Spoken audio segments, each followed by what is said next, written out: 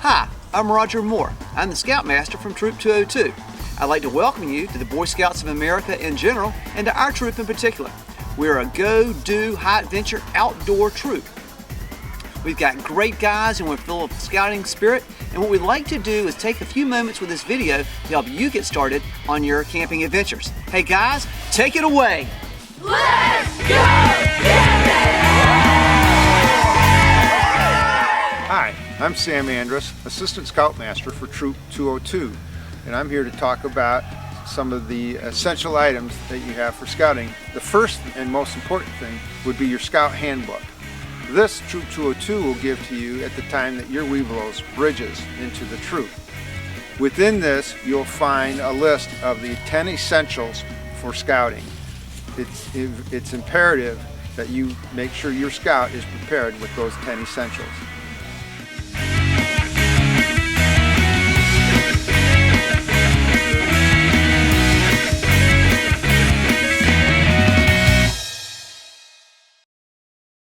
Let's start with the first essential, the pocket knife.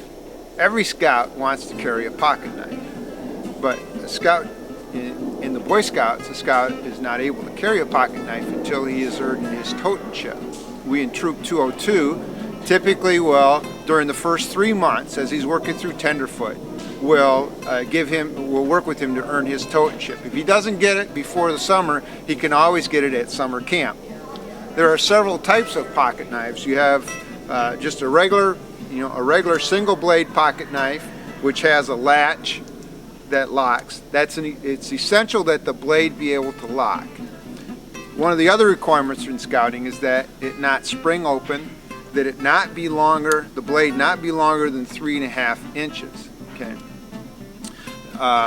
And there are a number of different ways. You saw that this one has its own mechanism. You can also have the kind that lock where you have the latch up by the blade, but it's important that the blade be able to lock and that the scout be able to unlock it. Also, there is the Leatherman's tool, which you can carry on your belt, and has multiple tools. It has the pliers as well as screwdrivers and all kinds of other gizmos that makes it kind of a handy all-around tool, especially for picking up pots if you don't have something like that, as well as providing a blade for the scout to use.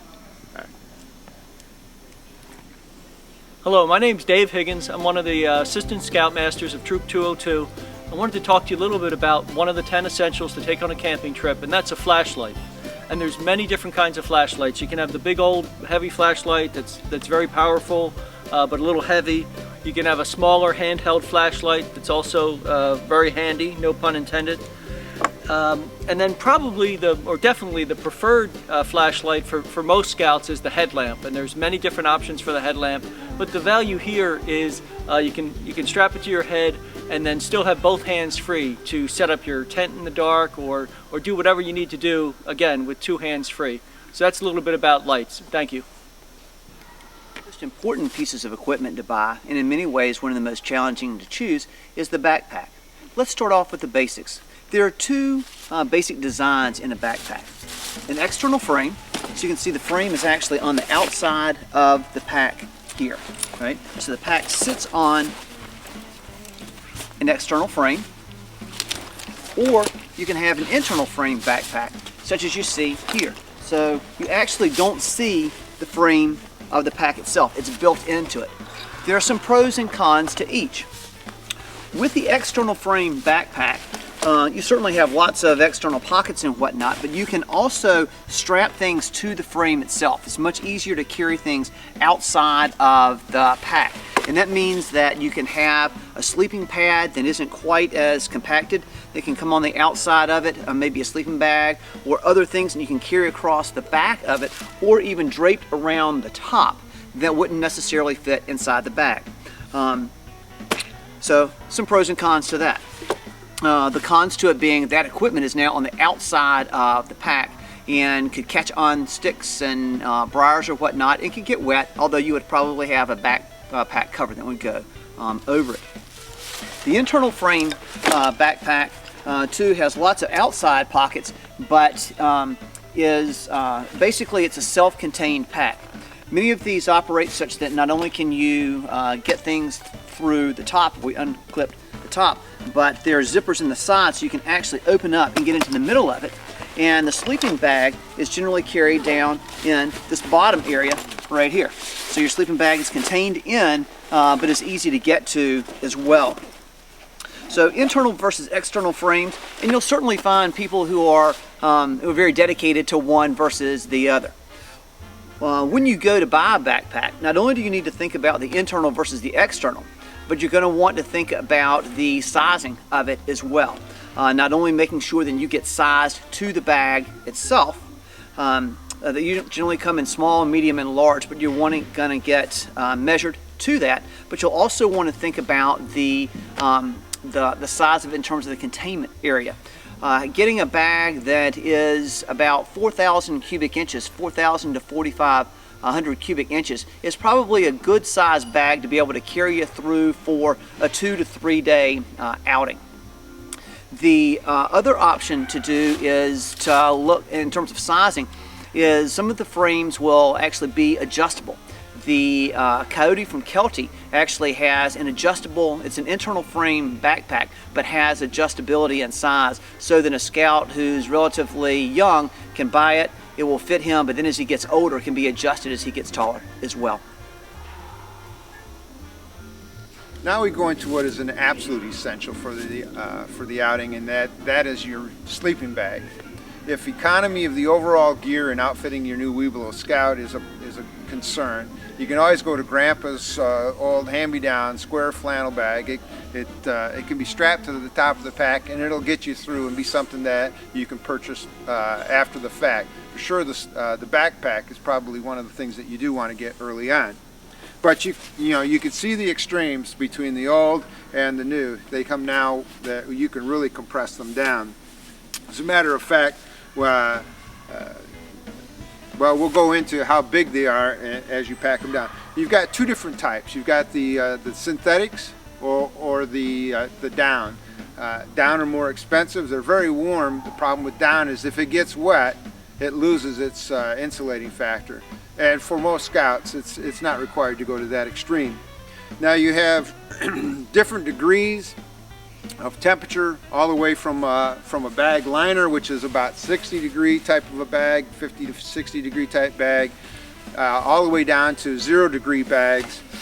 This bag here, that's going to be held up by Scoutmaster Dr. Moore, is a 32 degree bag, and while I go through the rest of this, Dr. Moore is going to be showing you how much that stuff's down. This is the bag that he used this weekend on our particular camp out. So typically what we would need, you have rectangular or mummy. It would be our recommendation, if you're going to buy a new bag, go for the mummy bag. It will be the most versatile for all of the different conditions. The bag liner works in the summertime for summer camp and late spring and early fall camping. It can also be added to like a 32 degree bag or a 20 degree bag and take you down to single digits type of temperatures. They would slide into this, and then this would slide inside of their existing bag. But what you're looking for, all right, is a mummy bag. It has a head hood that has a drawstring to pull it down. It'll pull it down so that if it gets cold, they can cover just the nose. What you want to make sure is that, and most of them will come this way, that they have a baffle on the inside that covers the zipper, and also they'll have a Velcro collar, scree collar, that comes down around, because one of the ideas, especially when we get below 32 degrees, which is what we'll be getting and likely seeing in the December through March time frame, you're going to want the collar around so that can be drawn, that keeps the body heat in, and then the thing that can draw around the head. One of the things that we also put along with this, especially in really cold weather camping, is the Nalgene bottle.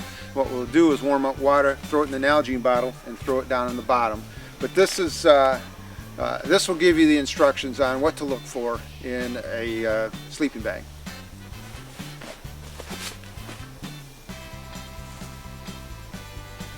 Next, I'd like to talk to you about sleeping pads. This is not one of the 10 essentials, but it does make it a lot more comfortable to sleep on your sleeping bag in your tent. And really there's many different options, one of which is the very simple foam pad. It's lightweight, it's inexpensive, it's durable. You can bring it on any situation, whether you're backpacking on the Appalachian Trail or you're doing stop and drop camping, you're backing up the car and taking out a lot of gear. So this is probably the most versatile, the most inexpensive solution. And then there's many others. This is just another form of a foam pad, very simple. Here is a 3/4 length pad, which gives you about 1 inch of air, which is very good for insulation and for warmth. So here's another option. Here's another option for backpacking. It probably folds up the lightest. When you inflate it, it's about 2.5 inches of air. Inflate it kind of like this, like you see. Again, this would be good for backpacking. It's a little more expensive. It is also prone to error and prone to failure with the valves. So if you're going to get started, just to get started, I would get something like this, something very simple, very cheap, and very easy. And then you can go all the way to probably the most comfortable of the options, to a cot. And you'll see these on camping, but this is, again, when you're going to bring your car and be able to back it up very close to the campsite. And it gives you the most comfort. It costs a little more, and then, you obviously don't take this backpacking. So, thank you.